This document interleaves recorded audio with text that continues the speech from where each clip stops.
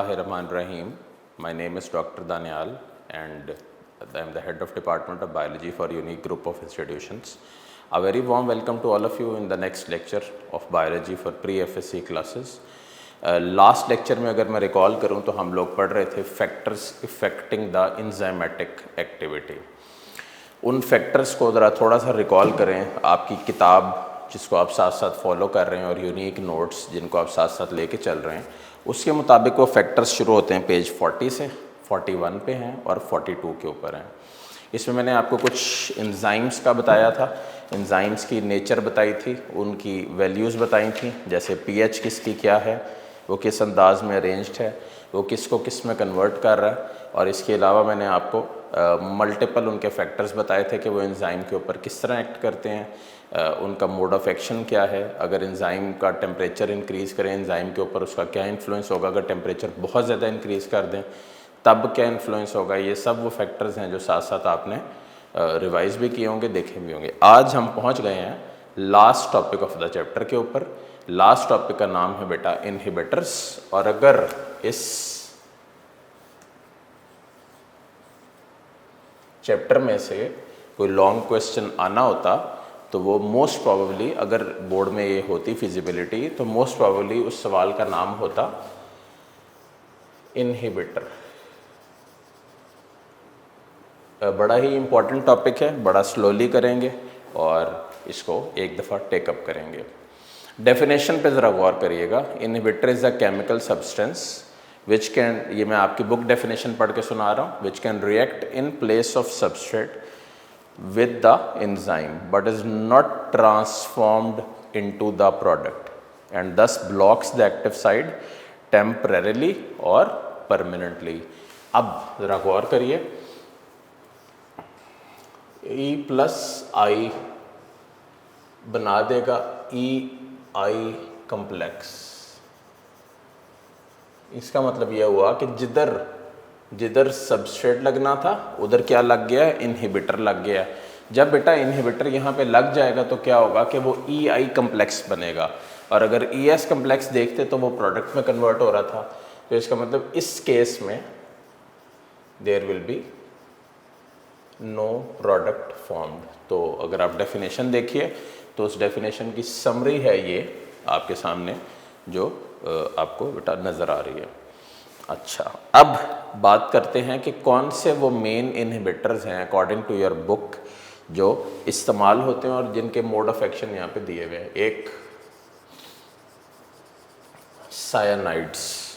सायानाइड बेटा एक poisonous substance होती है जो जब भी आपकी बॉडी में एक्ट करती है तो क्या करती है कि आपकी बॉडी के एंजाइम्स की वर्किंग को रोक देती है, जिसकी वजह से क्या होता है कि फिर आपकी बॉडी के एंजाइम्स मेल फंक्शनिंग शो करते हैं, उनका सारा प्रोसेस रुक जाता है और वो अल्टीमेटली इस मामले से आज़ाद हो जाते हैं. दूसरा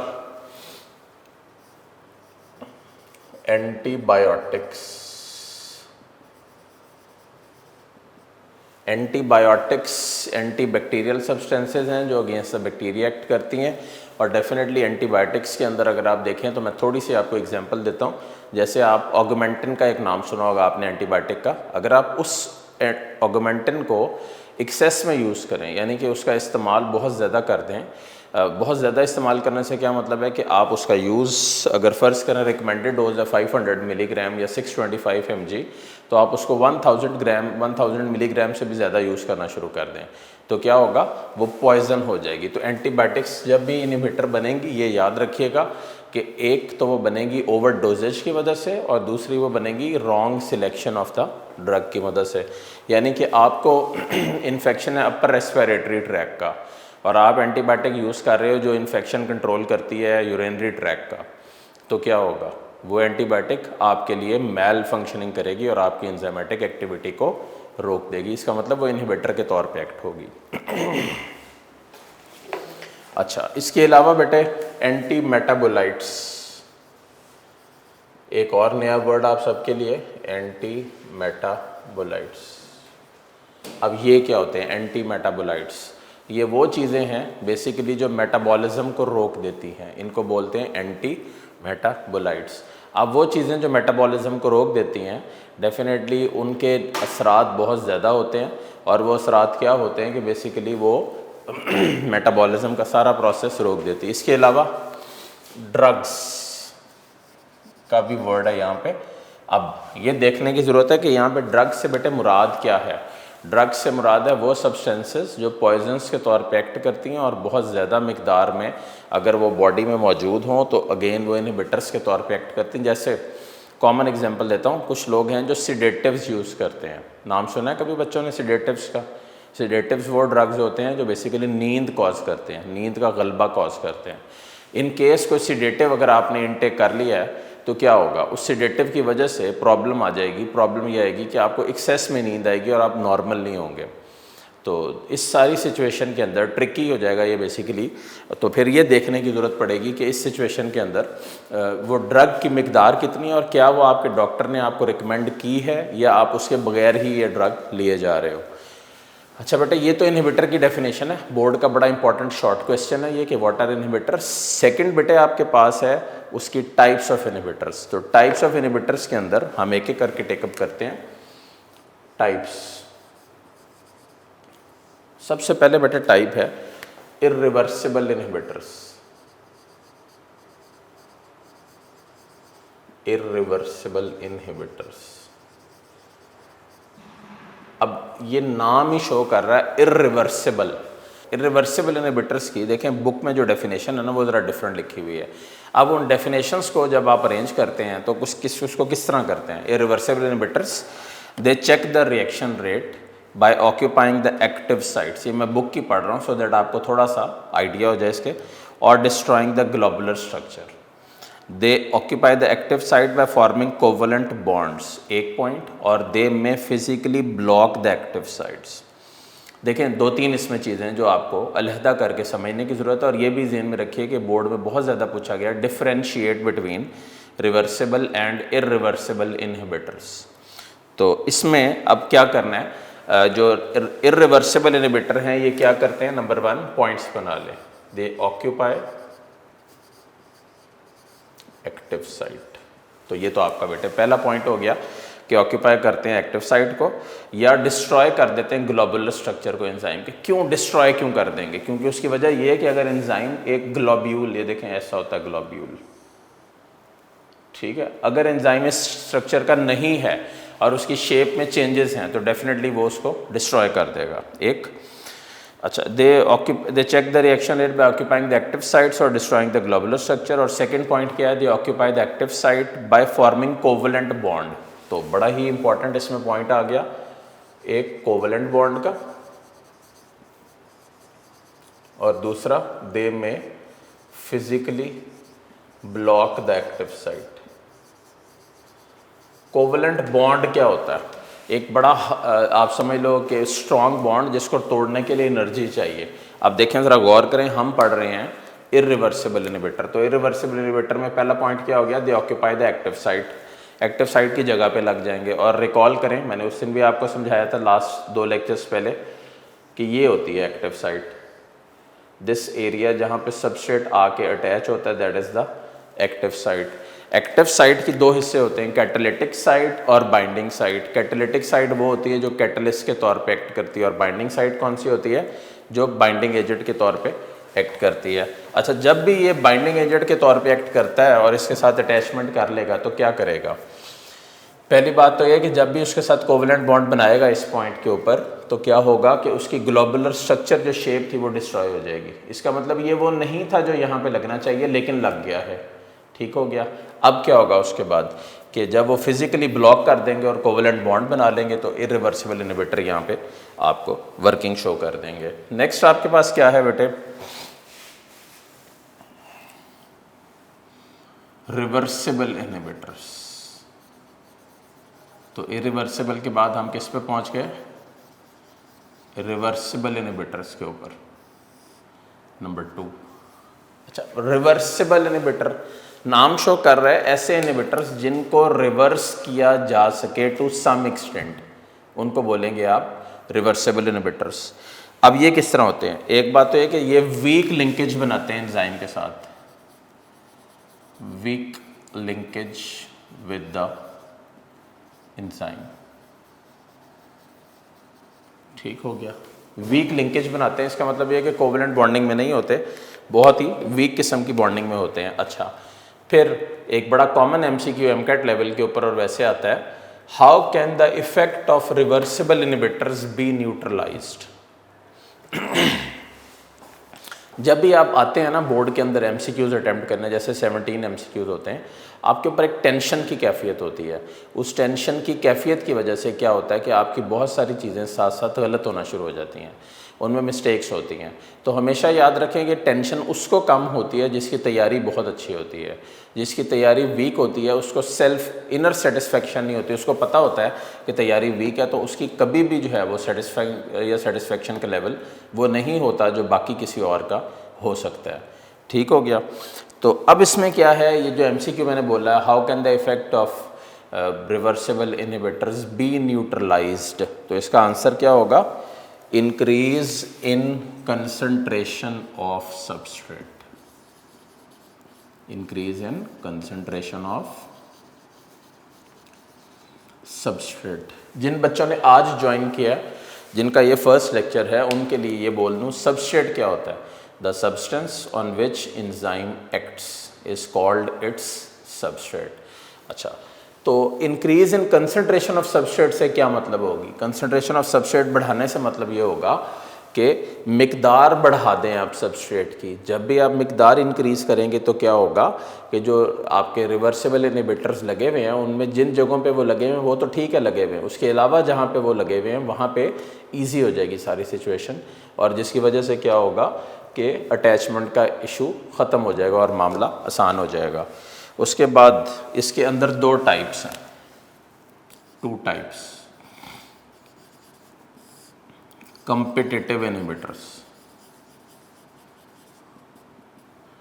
competitive inhibitors, बहुत ही इंटरेस्टिंग और बहुत ज़्यादा पूछे जाने वाला, और अगेन इसके अंदर जो इसका स्ट्रक्चरल एग्जांपल है बहुत इंपॉर्टेंट है। पहले इसकी डेफिनेशन के ऊपर गौर करिए।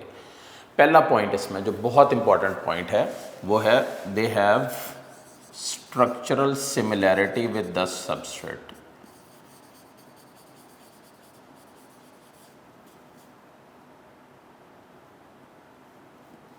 स्ट्रक्चरल सिमिलैरिटी विद सबस्ट्रेट क्या मतलब, स्ट्रक्चरल सिमिलैरिटी से मुराद है कि ये स्ट्रक्चरली मिलते जुलते होते हैं सबस्ट्रेट के साथ। ठीक हो गया।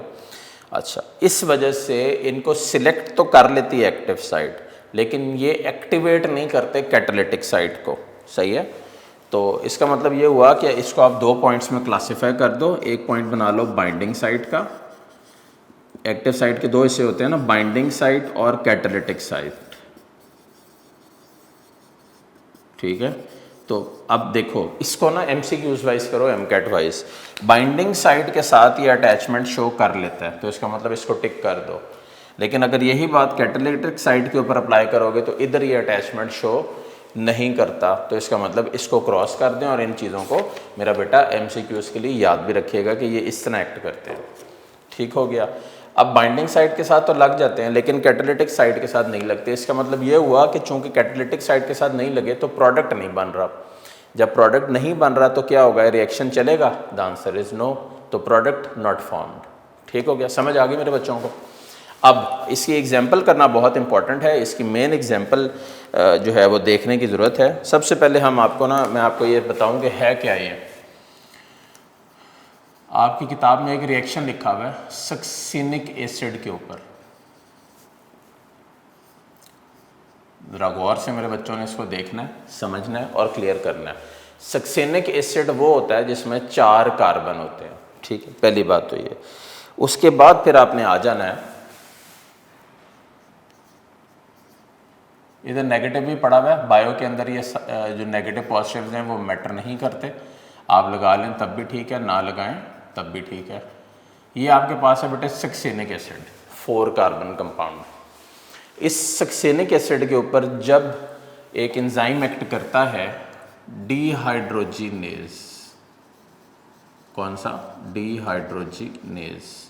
ठीक है, सक्सिनिक डीहाइड्रोजिनेज नाम शो कर रहा है डीहाइड्रोजिनेज। इसका मतलब ये हुआ वो एंजाइम जो हाइड्रोजन को रिमूव करवा दे उसको डिहाइड्रोजिनेज बोलते हैं। अच्छा, ठीक हो गया। तो जब ये एंजाइम एक्ट करता है तो करता क्या है, मैं आपको मार्क कर दूं यहाँ पे, ये हाइड्रोजन को माइनस कर देता है।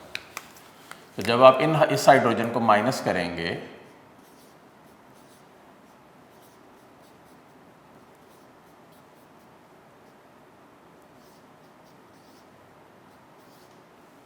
तो रिमेनिंग आपके पास ये कंपाउंड बना। गौर करें तो यहाँ पे और यहाँ पे हाइड्रोजन माइनस हो गया, तो एज अ रिजल्ट अब इसको बोल क्या रहेगा आप, फ्यूमेरिक एसिड। तो ये एक नॉर्मल सबस्ट्रेट था जो अटैच हुआ किसके साथ, आपके सामने है, सक्सिनिक एसिड के साथ जो एंजाइम अटैच हुआ उसका नाम डिहाइड्रोजिनेज था। उस एंजाइम ने क्या किया, हाइड्रोजन को रिमूव करवाया, as a result of that जो बना वो फ्यूमेरिक एसिड था। तो ये आपके पास इसके रिगार्ड से ये कंप्लीट हो गया। लेकिन अगर आप इसको ऑपोजिट साइड पे देखो तो आप इसको गौर करो कि अब यहाँ पे इनहिबिटर कौन सा आ गया, मेलोनिक एसिड। मेलोनिक एसिड एक एंजाइम इनहिबिटर है, कंपिटिटिव इनहिबिटर है। यानी कि इसमें और उसमें फ़र्क क्या है कि स्ट्रक्चरली तो तकरीबन सिमिलर है, यानी कि कार्बन का सबसे बड़ा फ़र्क है कि उसके 4 कार्बन है, इसके 3 कार्बन है, 1 पॉइंट। अब चूंकि इसका एक कार्बन कम है तो क्या होगा, ये उस तरह जब भी डिहाइड्रोजिनेज के साथ लगेगा ये कभी भी वो रिएक्शन शो नहीं करेगा जो रिएक्शन वहाँ पे शो हो रहा था। एज अ रिजल्ट वहाँ पे प्रोडक्ट बन रहा था फ्यूमेरिक एसिड। तो जब भी ये लग जाएगा क्या होगा बेटा, प्रोडक्ट नहीं बनेगा, no product will be formed. ठीक समझ आई कि स्ट्रक्चरली तो सिमिलर है, बाइंडिंग साइड के साथ अटैच हो जाएगा लेकिन कैटालिटिक साइड के साथ अटैच नहीं होगा। इसके ऊपर अगर देखें तो किताब में पिंक, येलो और ब्लू कलर के ना इसके ऊपर गोले से बने हुए, बेसिकली वो बेटे एंजाइम का ग्लोबुलर स्ट्रक्चर है जो शो कर रहे हैं। तो आपने अगर वो करना है ठीक है, नहीं करना तो तब भी ठीक है। इसमें क्या है कि सक्सेनिक एसिड के ऊपर डिहाइड्रोजिनेज एक्ट करता है, कन्वर्ट करता है फ्यूमेरिक एसिड में, और इसी तरह सक्सेनिक एसिड की जगह जब आप मेलोनिक एसिड की बात करें, ये मेलोनिक एसिड है और यहाँ पे कोई भी प्रोडक्ट नहीं बन रहा। तो ये आपके पास है कंपिटिटिव इनहिबिशन। एग्जाम्पल को बड़े ध्यान से करना है, 2-3 दफ़ा इसको आप लोगों ने बड़े सुकून से पहले देखना है, उसके बाद किताब बंद करनी है, 1 दफ़ा प्रैक्टिस करना है, फिर 2 दफ़ा प्रैक्टिस करना है, कम से कम 4-5 दफ़ा। तो उससे क्या होगा कि ये जो आपको भूलने की कैफियत होगी इसमें ख़त्म हो जाएगी, और रिटन प्रैक्टिस के ऊपर फोकस करें सो दैट इम्प्रूव हो। नाउ रिवर्सिबल इनहिबिटर की लास्ट टाइप वो हमारे पास है। रिवर्सिबल इनहिबिटर की लास्ट टाइप है non competitive inhibitors. Non competitive inhibitors कौन से होते हैं, वो इनहिबिटर्स, मैं ज़रा पहले डेफिनेशन पढ़ दूँ फिर आपको एक्सप्लेन करता हूँ। They form enzyme inhibitor complex at a point other than the active site.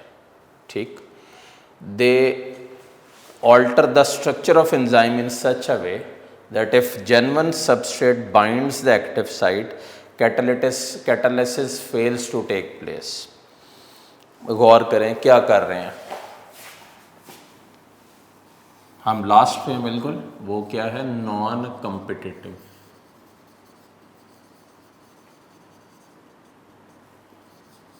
Inhibitors. अब ये क्या होता है, नॉन कम्पिटिटिव इनहिबिटर्स। ये फर्ज करें, ये आपके पास एक डायग्राम है समझने के लिए, ये इसकी एक्टिव साइट है। तो इस एक्टिव साइट के अलावा जिस जगह के ऊपर ये एंजाइम इनहिबिटर कम्प्लेक्स बनाते हैं at a point other than active site, यानी कि यहाँ के अलावा फ़र्ज़ करें कि ये यहाँ पे अटैच हो गए या इस जगह पे अटैच हो गया सबस्ट्रेट। ठीक, जो इनहिबिटर है बेसिकली, जो नॉन कम्पिटिटिव इनहिबिटर है, तो क्या होगा, ये जो ग्लोबुलर शेप थी एंजाइम की, ये उस ग्लोबुलर शेप को डिस्ट्रॉय कर देंगे। जब वो ग्लोबुलर शेप को डिस्ट्रॉय कर देंगे तो तब क्या होगा कि अगर जेन्युइन सबस्ट्रेट भी अटैच हो जाएगा तो तब भी कैटालाइसिस नहीं हो सकेगी। तो बेटा जब भी कैटालाइसिस नहीं होगी तो रिजल्टेंट क्या होगा कि रिएक्शन नहीं होगा और जो है वो product will not be formed. तो ज़रा नॉन कम्पिटिटिव के ऊपर पहले फोकस करें, इसको क्लियर करें। ये वो इनहिबिटर्स हैं जो अटैच होते हैं अदर देन दी एक्टिव साइड। जैसे ये देखें, इधर एक्टिव साइड ये है लेकिन ये यहाँ पे अटैच हो गए, तो जब ये ऊपर अटैच हो जाएंगे तो क्या होगा, ये इवन अगर जेन्युइन सबस्ट्रेट लग भी जाए एक्टिव साइड पे तो तब भी यहाँ पे कोई प्रोडक्ट नहीं बनेगा। ठीक हो गया। अच्छा, एक तो ये बेटा पॉइंट हो गया। दूसरा ज़रा सारे को गो थ्रू करिए। एंजाइम और इनहिबिटर मिल रहे हैं, एंजाइम इनहिबिटर कम्प्लेक्स बना रहे हैं, और डेफिनेटली जब एंजाइम सबस्ट्रेट कम्प्लेक्स देखो तो वहाँ पे तो प्रोडक्ट बन रहा है लेकिन यहाँ पे कोई भी प्रोडक्ट नहीं बन रहा। एग्जांपल्स देख लीजिए, साइनाइड्स हैं, एंटीबायोटिक्स हैं, मेटाबोलाइट्स हैं, ड्रग्स हैं। ओके हो गया। देन टाइप्स के ऊपर आ जाएं। टाइप्स के ऊपर आपके पास है इरिवर्सिबल इनहिबिटर्स। वो कौन से होते हैं, जो ऑक्यूपाई करते हैं एक्टिव साइट को, कोवेलेंट बॉन्ड बना देते हैं और फिजिकली एक्टिव साइट को ब्लॉक कर देते हैं। ठीक हो गया। देन आपके पास है रिवर्सिबल इनहिबिटर्स। वो कौन से होते हैं, ये वीक लिंकेजेस बनाते हैं एंजाइम के साथ, और उससे क्या होता है कि कंसंट्रेशन ऑफ सबस्ट्रेट इंक्रीज कर देते हैं। और इसकी दो टाइप्स हैं, एक कम्पिटिटिव इनहिबिटर्स हैं, दूसरा नॉन कम्पिटिटिव है।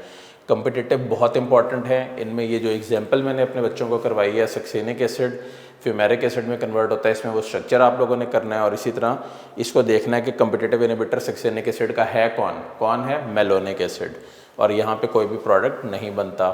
और नॉन कम्पिटिटिव इनहिबिटर्स कौन से हैं, जो बेसिकली नो प्रोडक्ट की तरफ जाते हैं। क्यों, बिकॉज वो उनका जो इनहिबिटर है वो एक्टिव साइट के अलावा किसी और पॉइंट के ऊपर अटैच हो जाता है, जिसकी वजह से क्या होता है कि वो प्रोसेस उस तरह नहीं चल सकता जिस तरह वो पहले चल रहा होता है। तो ये आपके पास है with regards to this whole topic. उम्मीद करता हूँ कि आपने इसको प्रॉपर्ली गो थ्रू किया होगा, समझा होगा, क्लियर किया होगा। एक दफ़ा इस सारे को रिव्यू करें, फिर कुछ एक्सरसाइज के क्वेश्चंस जो हैं वो मैं आपको करवाता हूँ और भी उसके ऊपर हम फिर मज़ीद डिस्कस भी करेंगे और क्लियर भी करेंगे। अच्छा बेटा, ये आपने सारा लेक्चर देखा, ये चैप्टर 3 का लास्ट लेक्चर है। तो एज अ गुडविल जेस्चर अपने बच्चों को क्लासेस के अंदर मेरी कोशिश होती है कि फिलिंग द ब्लैंक्स वगैरह भी करवा दूँ, सो दैट वो बच्चे जब घर में बैठ के पढ़ें तो उनको चैप्टर का मुकम्मल रूटीन भी पता हो और उसको मुकम्मल तौर पे वो लेकर भी चलें। आप ज़रा इनके आंसर सुन लीजिए और सवाल सुन लीजिए, उसके बाद बस फिर इसको वाइंड अप करते हैं। फिलिंग द ब्लैंक्स पे हूँ पेज 44 पे। सब बच्चे चूँकि आंसर्स यहाँ पे लगे नहीं होते तो वो आंसर्स भी लगा लें और देख भी लें। Enzymes are composed of hundreds of amino acids. Some enzymes consist of non-protein part known as cofactor। देखिए अगला सवाल और ये वाला सवाल फिलिंग द ब्लैंक्स में टोटली सेम था। जैसे सवाल है, most enzymes require non protein component called cofactor for their proper functioning. ठीक हो गया। नेक्स्ट है, enzymes are highly specific in nature. Enzymes क्या हैं, नेचर में हाईली स्पेसिफिक हैं। उसके बाद the enzymes which carry out synthesis of proteins are integrated parts of ribosomes. तो राइबोसोम्स के ये हिस्से हैं। अच्छा, तो ये याद रखिएगा, ये आपके फिलिंग द ब्लैंक्स थे। अब आ जाते हैं ट्रू फॉल्स पे, और स्टेटमेंट को अगर फॉल्स है तो ट्रू भी करना है। देखें, पहली स्टेटमेंट है the enzymes important in photosynthesis are found in mitochondria. गलत लिखा हुआ है। देखें, माइटोकॉन्ड्रिया में ये एंजाइम नहीं होते। माइटोकॉन्ड्रिया में सिर्फ रेस्पिरेशन के एंजाइम होते हैं। ये जो एंजाइम है ये क्लोरोप्लास्ट में होते हैं। तो इस वर्ड को आप मार्क कर लो माइटोकॉन्ड्रिया का और उसको चेंज कर दो क्लोरोप्लास्ट से।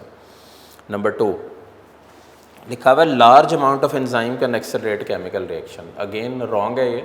लार्ज अमाउंट ऑफ एंजाइम नहीं होते, स्मॉल अमाउंट ऑफ एंजाइम। बड़ी छोटी सी मिकदार में अगर एंजाइम होता है तो वो जो है वो रिएक्शन को एक्सेलरेट करता है, अदरवाइज नहीं करता। नेक्स्ट लिखा हुआ है Kelvin Melvin propose lock and key model for enzyme action. Kelvin Melvin अगर आपकी नॉलेज में और मैट्रिक आपको रिकॉल करवाऊं तो वहाँ पे आपने C3 पाथवे पढ़ा होगा, डार्क रिएक्शन जिसको बोलते हैं, ये वो है Calvin cycle.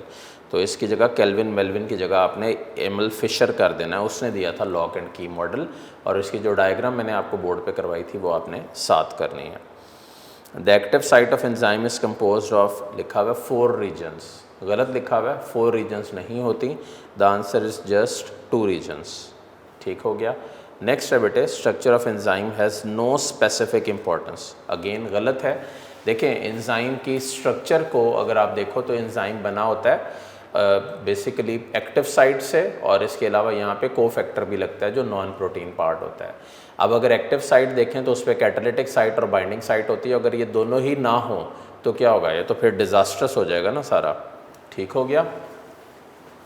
Now MCQs, if more substrate to an already occurring enzymatic reaction is added, more enzyme activity is seen because. बड़ा ही लंबे लंबे MCQs हैं, प्रॉब्लमेटिक होते हैं बच्चों के लिए। तो क्या करना है, अगर ये बोर्ड में आ जाए तो बड़े ही आराम से इसको पढ़ना है और गौर करना है, थोड़ा सा विजुलाइज करना है कि कैसे है ये। सवाल के ऊपर गौर करें। कह रहा है if more substrate to an already occurring enzymatic reaction is added, more enzymatic activity is seen, यानी कि एक रिएक्शन हो रहा है उसमें आप मज़ीद सबस्ट्रेट ऐड कर दो और एंजाइमेटिक एक्टिविटी तेज़ हो जाए, तो इसका मतलब क्या है, बीटा इसका आंसर है। There is probably more enzyme available than there is substrate. ठीक है, ज़्यादा एंजाइम अवेलेबल होता है सबस्ट्रेट के मुकाबले में, तो आंसर होगा इसका बीटा।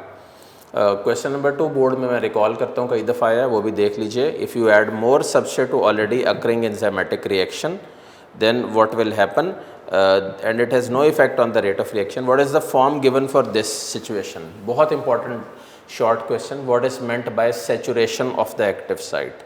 तो saturation of the active site क्या होता है कि अगर आप सबस्ट्रेट ऐड करते रहो तो रिएक्शन तेज़ नहीं होता। उसकी वजह क्या है, रिएक्शन तेज़ क्यों नहीं होता, क्योंकि तमाम जगह एंजाइम्स की ऑक्यूपाई हो चुकी हैं और मज़ीद एंजाइम एक्ट नहीं कर सकता। ठीक हो गया। Third point, the third MCQ, the rate of enzyme catalysed reaction. Options बड़े इंपॉर्टेंट है। Is constant under all conditions, decreases as substrate concentration increases, can not be measured, and चौथा पॉइंट है can be reduced by inhibitor. The answer is Delta. yes, the rate of enzyme catalyzed reaction can be reduced by inhibitors। ठीक है बेटे। Next point है the active site of an enzyme C determines by its structure the specificity of the enzyme। तो वो enzyme की specificity को determine करने के काम आता है। लास्ट पॉइंट है, लास्ट MCQ, आंसर था इसका Charlie. Fifth MCQ, which statement about enzyme is not true, they are not specific in their action. तो ये स्पेसिफिक नहीं होते एंजाइम में एक्शन में। क्यों भला ये नॉट ट्रू है, इसका मतलब ये फॉल्स स्टेटमेंट है। एंजाइम्स डेफिनेटली स्पेसिफिक होते हैं। एग्जांपल देता हूँ आपको, हाइड्रोलेज क्या करेगा, हाइड्रोलाइसिस करवाएगा। डीहाइड्रोजिनेज ये सामने लिखा हुआ है, क्या करेगा, हाइड्रोजन को रिमूव करवाएगा। तो इस अंदाज में ये एक्ट करते जाते हैं। ठीक हो गया। देन मेरे बच्चों ने सब शॉर्ट क्वेश्चंस को गो थ्रू करना है। एक लॉन्ग क्वेश्चन बड़ा जनरल नॉलेज का नज़र आ रहा है, what is the importance of enzymes in life. ये वो सवाल है जो अक्सर क्लास में बच्चे मेरे से पूछते हैं। अब चूँकि अभी क्लासेस मुमकिन नहीं है तो इसलिए मैंने कहा थोड़ा सा आपको गाइडलाइन दूँ इसके ऊपर। अगर इस तरह का कोई सवाल आ जाए शॉर्ट में कि इंपॉर्टेंस बताएं एंजाइम्स की, नंबर 1 क्या होगी, they are responsible for catalysing the normal metabolic processes of the body. फिर आप एग्जाम्पल दे दें, various enzymes are responsible for digestion, that is they break down complex organic material into smaller diffusible forms। Example भी दे दें उसमें, pepsin enzyme, trypsin enzyme, इस तरह की। Second है आपके पास, आप इसमें दे सकते हो एग्जाम्पल और रिएक्शन में कि most of the enzymes responsible for respiration are in the mitochondria as well as cytosol. तो मुख्तलिफ एंजाइम्स हैं जो आगे चल के मेरे बच्चे चैप्टर 11 में सारे को टेकअप करेंगे। आई होप सो कि ये सारा चैप्टर के सारे मुकम्मल लेक्चर आपके लिए इन्फॉर्मेटिव हैं। आपने इन सब को गो थ्रू किया होगा, अच्छी तरह पढ़ा होगा। करने तरीक़ेकार ये होगा कि जब आप एक चैप्टर को कंप्लीट कर लें तो आप उस सारे को गो थ्रू करें, उसके MCQs वगैरह देखें, उसको रिव्यू करें और फिर उसके बाद आप उसको यूनिक नोट से एक दफ़ा शॉर्ट क्वेश्चन वाइज पढ़ के क्लियर कर दें, सो दैट आप सबको अंदाज़ा हो जाए कि आप इसको किस अंदाज में क्लियर किया। और कोशिश करें कि MCQs को, वहाँ पे जो MCQs दिए हुए हैं, पहले उनको बगैर देखे हुए टिक करें, मतलब बगैर उनके ऑप्शंस देखे हुए, और उसके बाद फिर ऑप्शंस देख के टिक करें। उम्मीद करता हूँ कि मेरे बच्चों को लेक्चर और चैप्टर कंप्लीट करते हुए सारा अच्छी तरह समझ आया होगा। Wish you all very good luck and I really hope so कि आपके लिए ये इन्फॉर्मेटिव रह रहा है और आप जो है उसको रेगुलर स्टडी भी कर रहे हैं और अपना वक्त भी अच्छा गुजार रहे हैं। Wish you all good luck for it. अल्लाह हाफिज़।